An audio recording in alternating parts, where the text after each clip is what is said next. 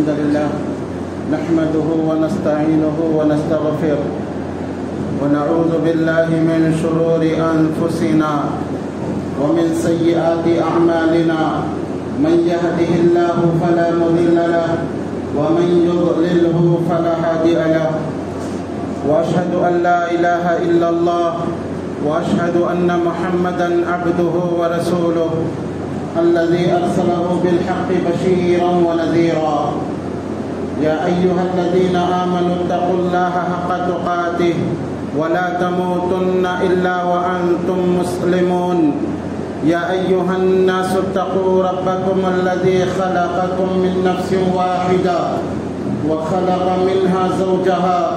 وبث منهما رجالا كثيرا ونساء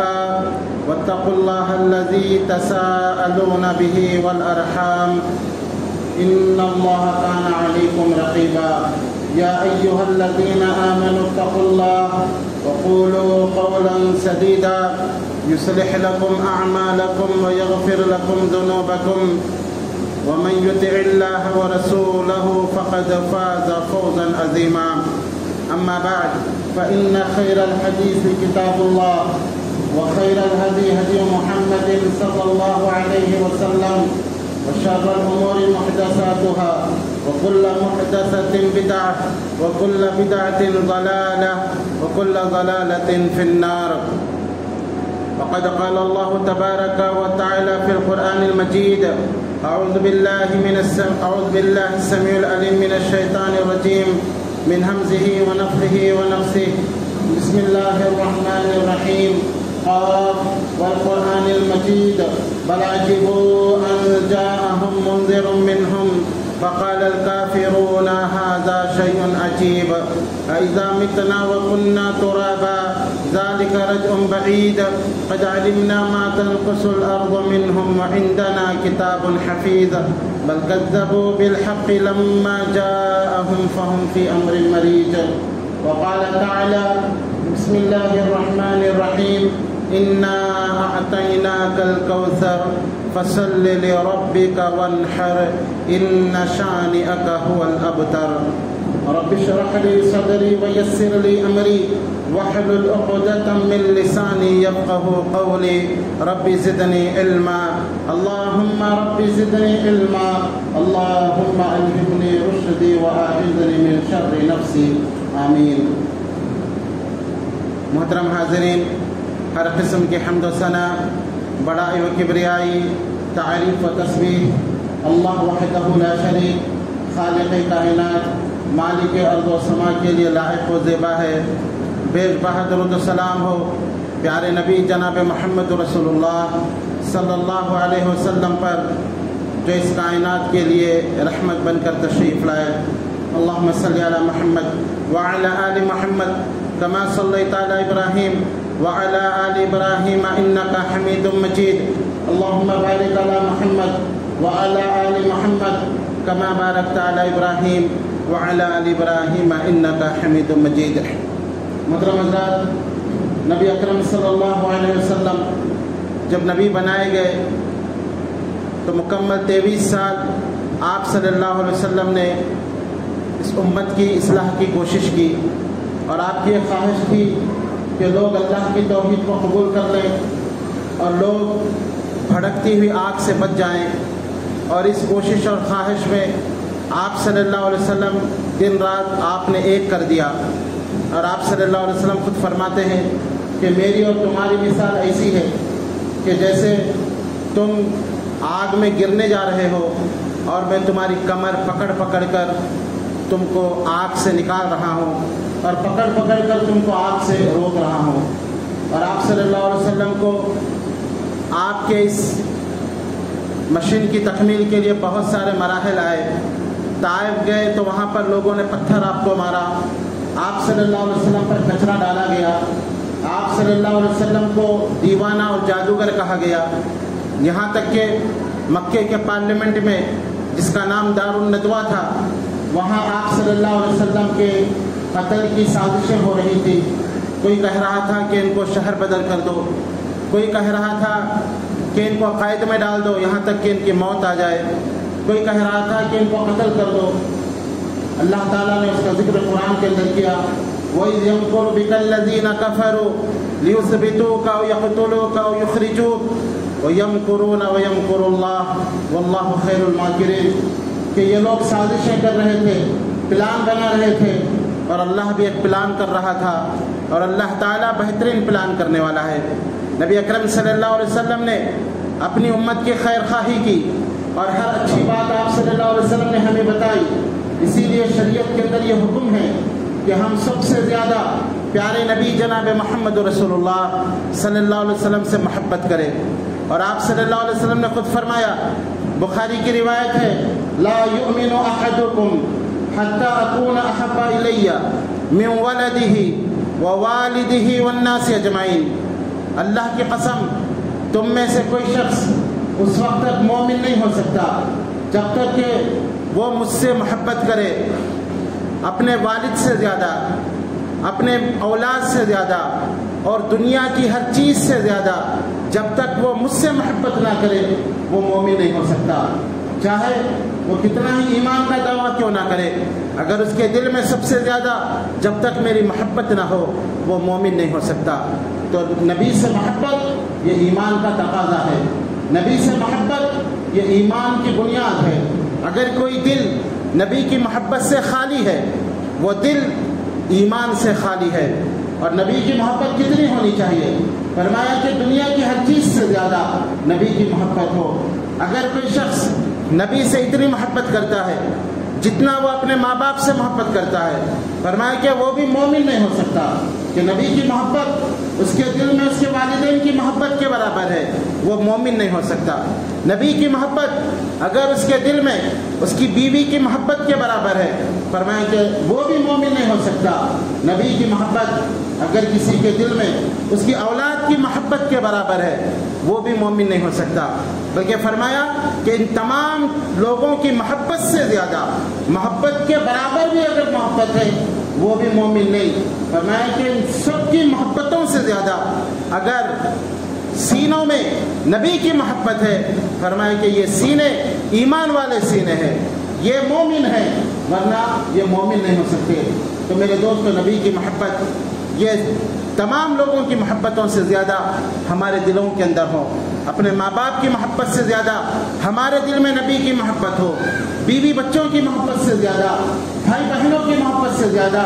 بلکہ اپنی جان سے زیادہ ہم پیارے نبی جناب محمد رسول اللہ صلی اللہ علیہ وسلم سے محبت کریں، تبھی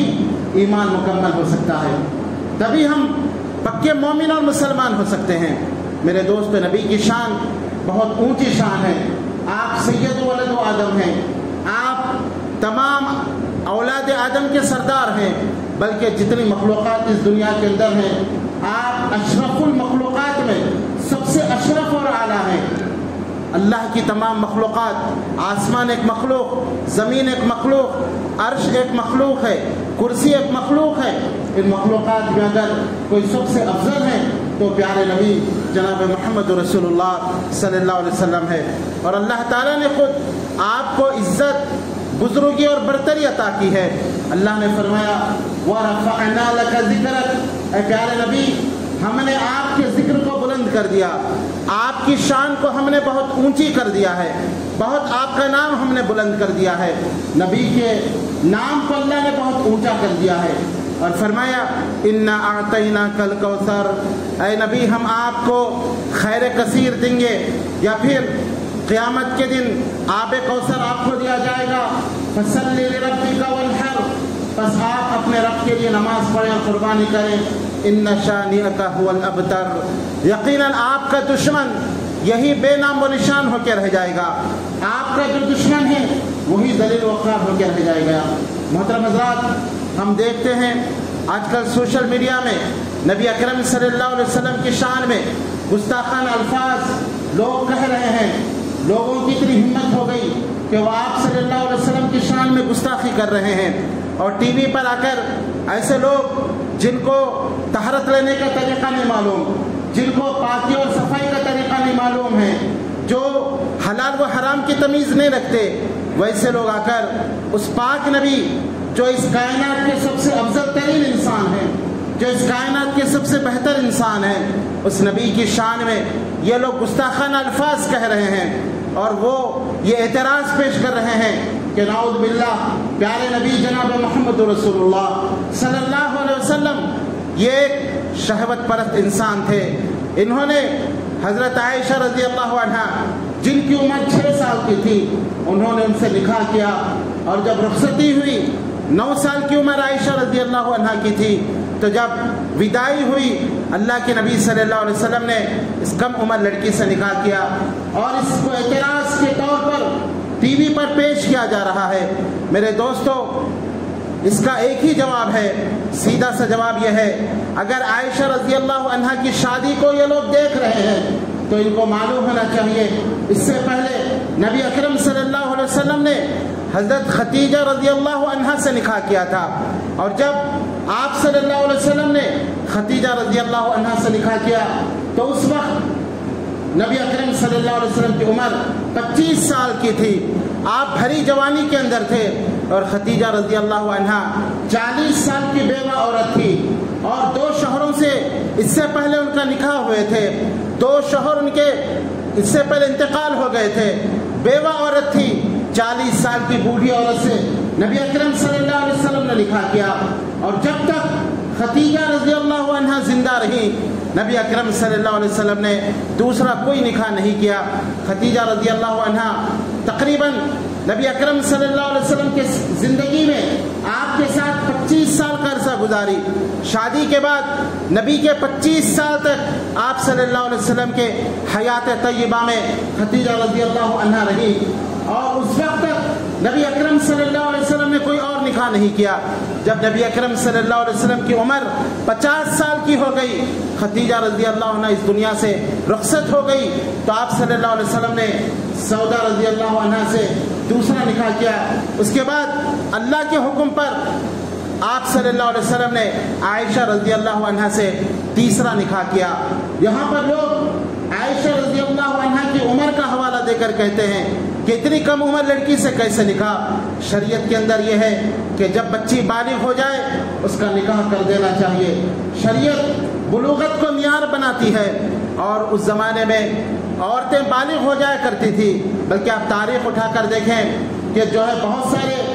جو گزرے ہیں بڑے بڑے لوگ، انہوں نے اسی طرح کم عمر لڑکیوں سے نکاح کیا۔ اس کا مطلب یہ تھا کہ اس عمر میں لڑکیاں بالغ ہو جایا کرتی تھی۔ بلوغت کے بعد نکاح کرنا یہ شریعت کی اجازت ہے، یہ شریعت کا حکم ہے، اور اللہ تعالیٰ کا یہ حکم تھا تاکہ عائشہ رضی اللہ عنہا جیسی بیوی نبی اکرم صلی اللہ علیہ وسلم کے نکاح میں آئے، اور پھر آپ صلی اللہ علیہ وسلم کے گھریلو حالات وہ امت کے سامنے رکھے، آپ صلی اللہ علیہ وسلم کے ازواجی زندگی وہ امت کے سامنے وہ پیش کرے، اور پھر عائشہ رضی اللہ عنہا نبی اکرم صلی اللہ علیہ وسلم کے انتقال کے بعد ایک بہت بڑی داعیہ بن گئی، صحابہ اکرام کو درس دینے لگی، اور تقریباً 2500 حدیثیں عائشہ رضی اللہ عنہ سے روایت ہے جو انہوں نے ایسے مسائل امت کے سامنے رکھے کہ ان کے بغیر کوئی اور ان مسائل کو نہیں جان سکتا تھا۔ تو میرے دوستو، یہ اللہ تعالیٰ نے اس دین کی حفاظت کے لیے عائشہ رضی اللہ عنہا کو اللہ تعالیٰ نے ان کو استعمال کیا، یا یوں سمجھیے ان کے ذریعے اس دین کی حفاظت کی گئی۔ تو وہ لوگ جو نبی اکرم صلی اللہ علیہ وسلم پر اس طرح کے بےہودہ الزام لگاتے ہیں، ان کو سمجھ جانا چاہیے کہ نبی اکرم صلی اللہ علیہ وسلم کائنات کے سب سے بہترین انسان تھے، پاک باز انسان تھے۔ انس رضی اللہ عنہ کہتے تھے کہ اللہ کے نبی صلی اللہ علیہ وسلم ایک کنواری لڑکی سے زیادہ باحیا تھے، آپ بڑے شرمیلے تھے، باحیا تھے، اپنی نظروں کو آپ اوپر نہیں اٹھاتے تھے۔ نبی اکرم صلی اللہ علیہ وسلم کے تعلق سے سیرت کے اندر بہت سارے واقعات لکھے ہوئے ہیں۔ تو اس طرح یہ چھوٹے چھوٹے لوگ پیارے نبی صلی اللہ علیہ وسلم کے اوپر الزام لگا کر، ایک بڑے آدمی پر الزام لگا کر یہ مسلمانوں کے جذبات کو بھڑکانا چاہتے ہیں۔ میرے دوستو، ایسے حالات میں ہمارا کیا کام ہے؟ ہم کیا کریں؟ ہمارا کام یہ ہے کہ ہم نبی اکرم صلی اللہ علیہ وسلم کی سیرت کو معلوم کریں، آپ صلی اللہ علیہ وسلم کی سیرت کا مطالعہ کریں۔ نبی اکرم صلی اللہ علیہ وسلم کی سیرت کے تعلق سے جو کتاب لکھی گئی الرحیق المختوم، جو تمام دنیا میں سب سے اول پرائز جس کو ملا ہے وہ کتاب اپنے گھر کے اندر رکھیں اور گھر میں بیوی بچوں کو کہیں اس کتاب کا مطالعہ کریں تاکہ نبی کی سیرت کا ہم کو پتہ چلے۔ اور پھر دوسری اہم بات یہ ہے کہ نبی اکرم صلی اللہ علیہ وسلم سے سب سے زیادہ محبت ہم کریں، پیارے نبی سے محبت سب سے زیادہ کریں، اور یہ محبت کا تقاضا یہ ہے کہ نبی اکرم صلی اللہ علیہ وسلم کی سنتوں پر ہم عمل کریں، نبی اکرم صلی اللہ علیہ وسلم کے طریقے پر ہم عمل کریں۔ جو دین آپ صلی اللہ علیہ وسلم لے کر آئے تھے اس دین کو دل کی گہرائیوں کے ساتھ ہم قبول کریں، زبانی طور پر محبت کا دعویٰ نہیں بلکہ عملی طور پر ہم پکے اور سچے مسلمان بنے، یہی اس کا جواب ہے۔ ورنہ میرے دوستو یہ لوگ اگر نبی کے خلاف زہر اگلتے رہیں اور پھر ہم متحد نہ ہو، ہم عملی طور پر نبی اکرم صلی اللہ علیہ وسلم کی مکمل اطاعت نہ کریں تو میرے دوستو یہ لوگ اس طرح کی سازشیں کرتے رہیں گے۔ ان کا بہترین جواب یہ ہے کہ ہم آج سے یہ ارادہ کر لیں کہ ہم اللہ کے نبی صلی اللہ علیہ وسلم کی سنتوں کو ہم اپنی عملی زندگی کے اندر لائیں گے، ہم ہر معاملے میں نبی اکرم صلی اللہ علیہ وسلم کی سنتوں پر عمل کریں گے، نبی کے ہر حکم پر ہم عمل کریں گے۔ جب یہ مسلمان یہ پکا ارادہ کر لے میرے دوستو کسی کی ہمت نہیں ہوگی کہ پیارے نبی جناب محمد رسول اللہ صلی اللہ علیہ وسلم کی شان میں گستاخی کرے۔ لیکن افسوس ہوتا ہے مجھے، میں یہ کہنے میں حق با جانب ہوں کہ آج اغیار سے زیادہ مسلمانوں نے نبی اکرم صلی اللہ علیہ وسلم کی شان میں گستاخی کی ہے۔ اپنے آپ کو مسلمان کہنے والے وہ نبی کی شان میں گستاخی کے ذمہ دار ہیں۔ آپ دیکھیں مسلمانوں کی اکثریت کو جب ان سے کہا جاتا ہے کہ اللہ کے نبی صلی اللہ علیہ وسلم کی حدیث یہ ہے، آپ صلی اللہ علیہ وسلم کا فرمان یہ ہے، آپ صلی اللہ علیہ وسلم کی بات یہ ہے، لیکن اپنے آپ کو مسلمان کہنے والے وہ یہ کہتے ہیں کہ ٹھیک ہے نبی کی حدیث ہوگی لیکن ہم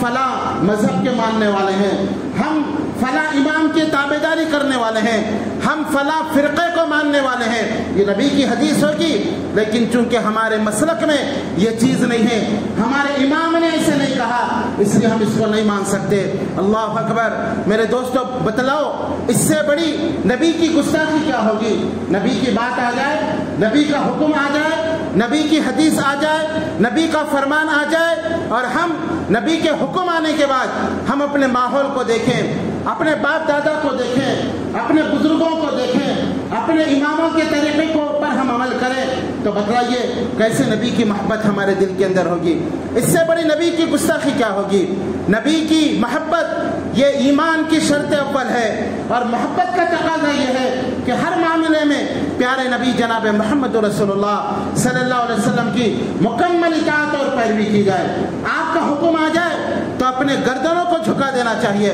وما كان للمؤمنین وما كان المؤمنین والمؤمنات کہ مومنوں مرد اور مومن عورتوں کی شان یہ ہے کہ جب بھی اللہ اور اس کے رسول کی بات آ جاتی ہے وہ اپنے گردنوں کو جھکا لیتے ہیں اور کہتے ہیں کہ سمعنا و اطعنا، ہم نے سنا اور ہم نے اس کی اطاعت کی،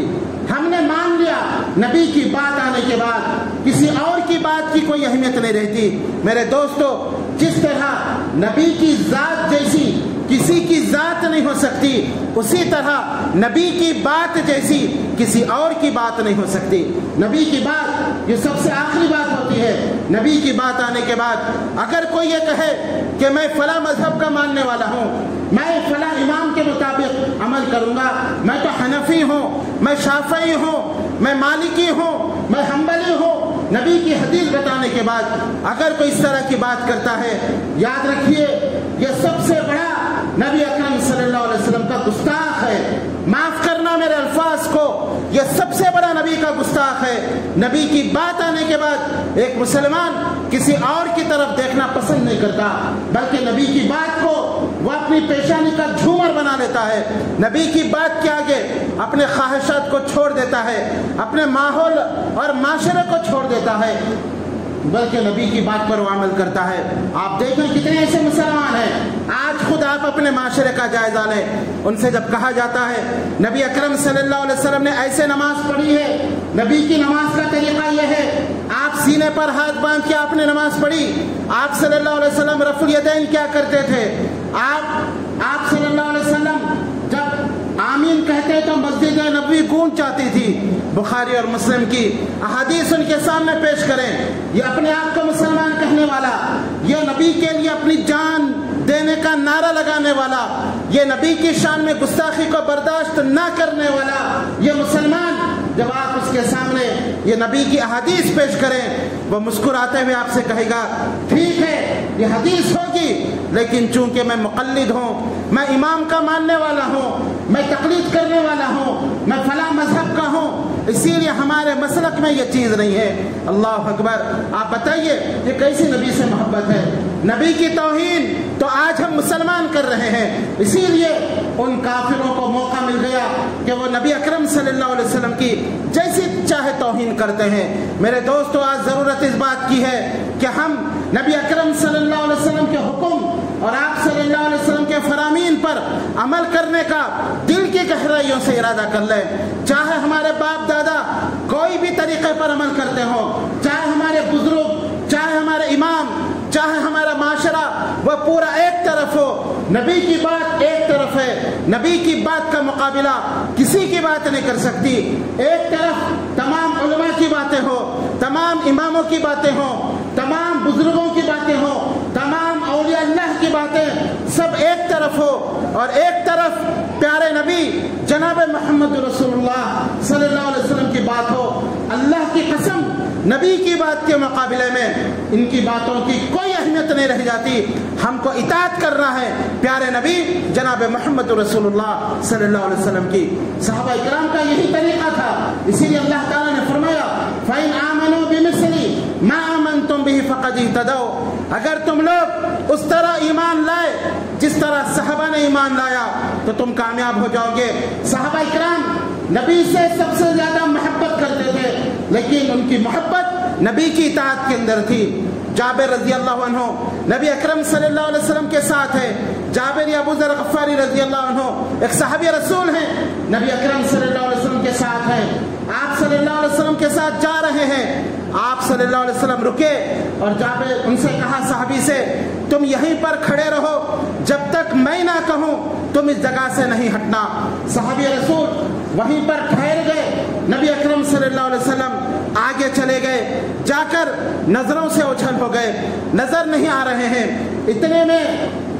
ایک زوردار دھماکے کی آواز آتی ہے، زوردار دھماکہ ہوتا ہے، صحابی بے چین ہو جاتے ہیں، پتہ نہیں اللہ کے نبی صلی اللہ علیہ وسلم آگے چلے گئے ہیں، کیا واقعہ ہو گیا، کیا حادثہ پیش آ گیا، پتہ نہیں کیا واقعہ ہو گیا آپ کے ساتھ۔ دل بے چین و بے قرار ہے، نبی کی محبت میں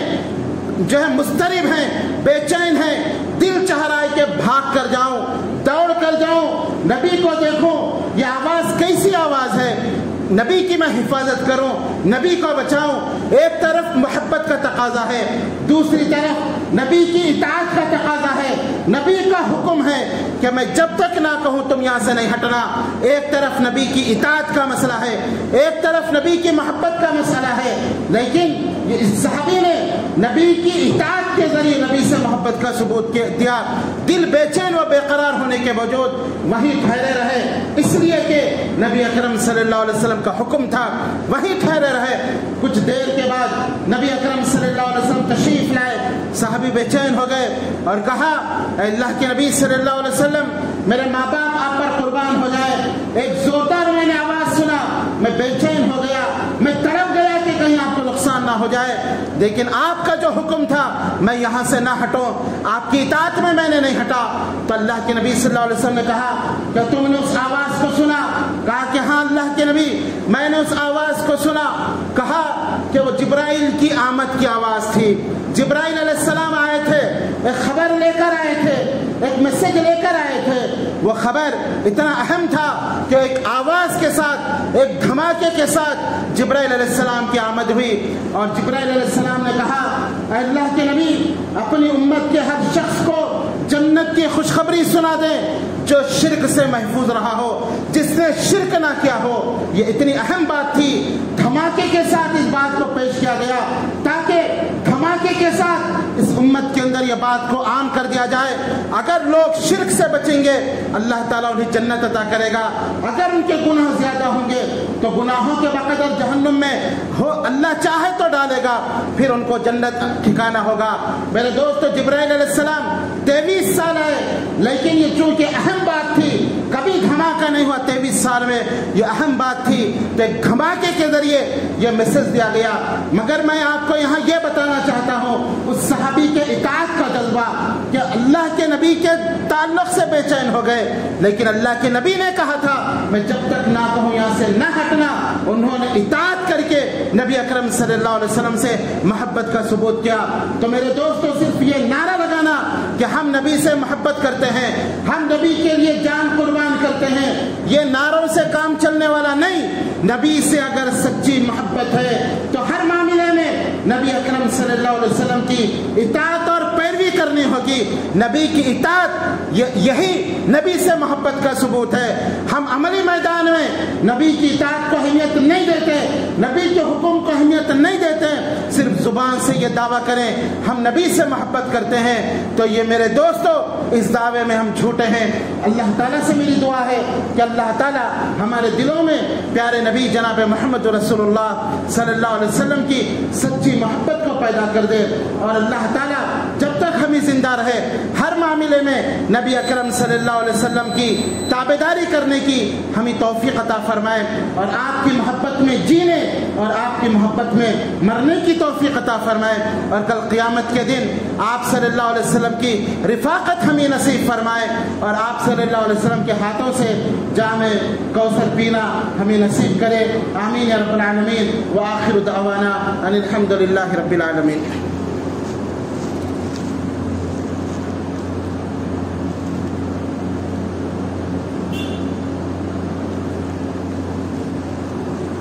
الحمد لله وحده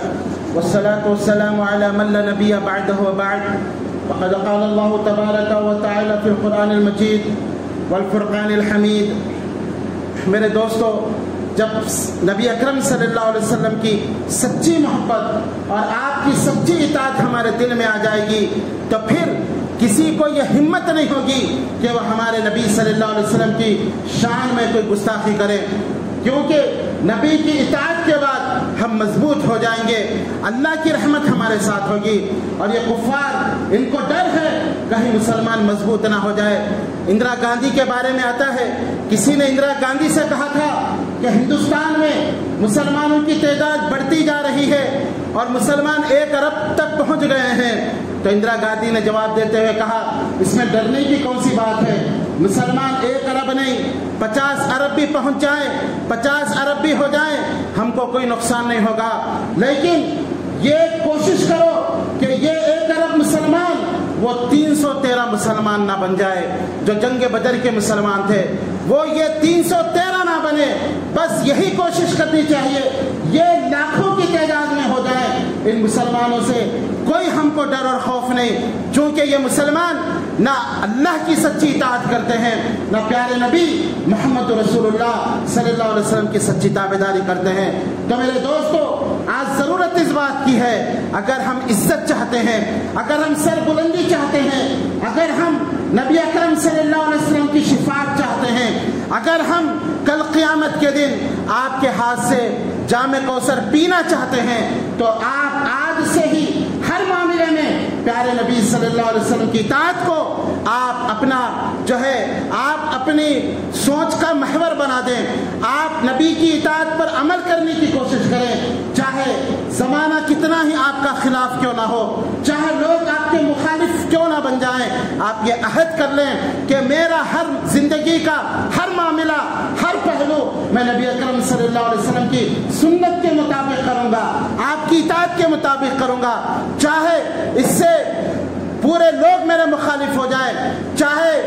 کوئی مجھے بد مذہب کا طعنہ دیں، لیکن میں نبی کی اطاعت کروں گا۔ میرے دوستو، آج ضرورت اس بات کی ہے کہ ہمارا اٹھنا بیٹھنا نبی کی سنت کے مطابق ہو جائے، ہماری شادی بیاہ نبی کی سنت کے مطابق ہو جائے، ہمارا لین اور دین نبی کے طریقے کے مطابق ہو جائے، ہمارے بیویوں کے ساتھ اخلاق نبی کے طریقے کے مطابق ہو جائے، بچوں کی تربیت نبی اکرم صلی اللہ علیہ وسلم کی سنت کے مطابق ہو جائے، ہماری نمازیں نبی کے نماز کے مطابق ہو جائیں۔ اور اس کے لیے آپ کو احادیث پڑھنے کی ضرورت ہے۔ نبی کا دین محفوظ ہے اور اللہ تعالیٰ نے آپ صلی اللہ علیہ وسلم کی ایک ایک حرکت کو محفوظ کر دیا ہے، ایک ایک حرکت کو۔ دنیا کے اندر کسی انسان کے اتنا تاریخ کسی انسان کی محفوظ نہیں جتنا پیارے نبی صلی اللہ علیہ وسلم کی تاریخ محفوظ ہے۔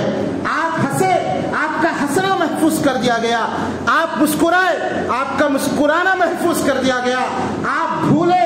آپ کا بھولنا بھی احادیث کے اندر محفوظ ہے۔ اٹھائیے، ایک مرتبہ آپ صلی اللہ علیہ وسلم نماز پڑھاتے ہوئے آپ نے ظہر کی نماز آپ نے صرف 2 رکعت پڑھا دی، آپ بھول گئے، صحابہ کرام پریشان ہیں، پتہ نہیں کیا اللہ کے نبی 2 پڑھائے، اور اٹھ کر آپ مسجد نبوی کے صحن میں ٹھہر گئے، لیکن کسی کی ہمت نہیں ہو رہی ہے آپ سے سوال کریں۔ ایک صحابی کو تیار کیا گیا، وہ صحابی قریب جاتے ہیں اور پوچھتے ہیں اللہ کے نبی صلی اللہ علیہ وسلم کیا نماز میں تخفیف کر دی گئی یا آپ بھول گئے؟ تو آپ صلی اللہ علیہ وسلم نے کہا نہ نماز میں تخفیف ہوئی نہ میں بھولا ہوں۔ دوسرے صحابہ نے کہا نہیں اللہ کے نبی آپ نے نماز کم پڑھائی ہے۔ تو آپ صلی اللہ علیہ وسلم نے نماز پڑھائی اور سجدہ سہو کیا۔ امت کو یہ معلوم ہوا کہ بھولنے پر کیسے سجدہ سہو کیا جا سکتا ہے۔ تو میرے دوستو، اللہ کے نبی کا ہر عمل نوٹ کیا گیا۔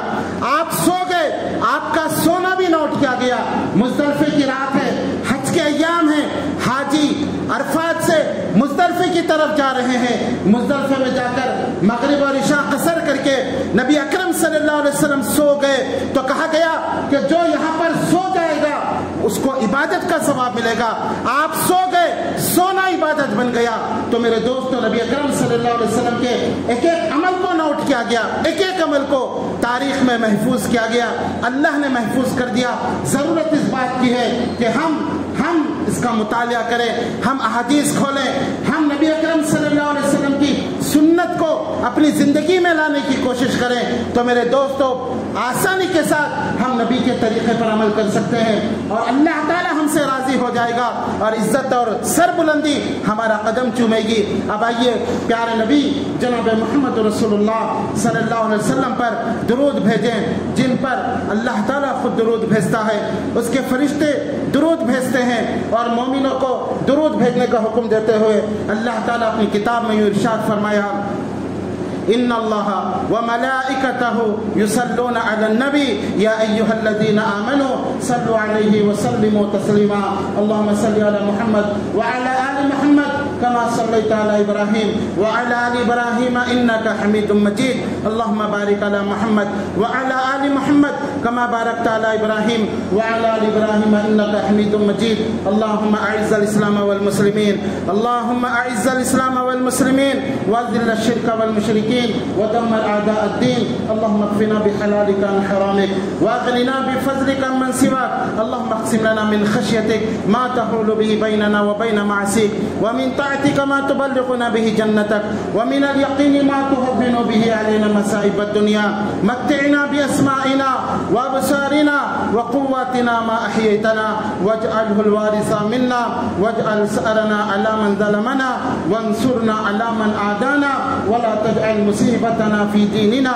ولا تجعل الدنيا أكبر همنا ولا مبلغ علمنا ولا تسلط علينا من لا يرحمنا عباد الله رحمني ورحمكم الله إن الله يأمر بالعدل والإحسان وإيتاء ذي القربى وينهى عن الفحشاء والمنكر والبغي يعظكم لعلكم تذكرون اذكروا الله يذكركم ادعوه يستجب لكم ولذكر الله تعالى أولى وأجل وأتم وأكبر أقم الصلاة